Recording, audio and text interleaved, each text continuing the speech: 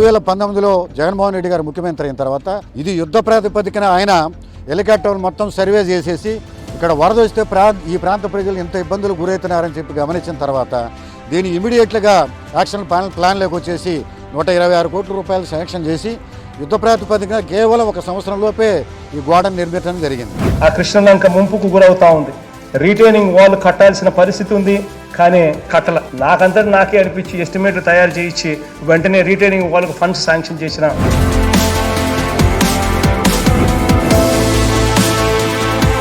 ఇక్కడ చూస్తే మీకు ఇప్పుడు వాళ్ళ కళ్ళు ఇప్పుడు వచ్చి చూస్తే దాదాపు 2.5 కిలోమీటర్లు బ్రహ్మాండంగా ఎక్కడ ఒక చుక్క ఎంత వరద వచ్చినా కానీ ఒక చుక్క నీరు బయటికి రాకుండా ఎటువంటి ప్రమాదం లేకుండా సురక్షితమైనటువంటి గోడ నిర్మించారు.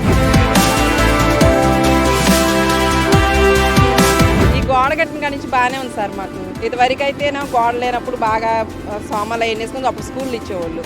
ఇప్పుడు మాత్రం సేఫ్గా ఇళ్లలోనే ఉంటున్నాం. గోడ కట్టారుగా మాకు ఇప్పుడు సరిగా నీళ్ళేమో బాగానే ఉంటున్నాయి.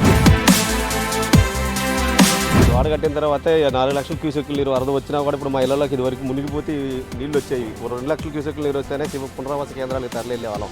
స్టేడియంలో 6 రోజులు ఉండి రావడం, సామాను పైన వేసుకుంటాం, మళ్ళీ వచ్చినప్పుడు మళ్ళీ సామాను సర్దుకుంటాం, అలా ఇబ్బందులు పడుతుండేవాళ్ళం.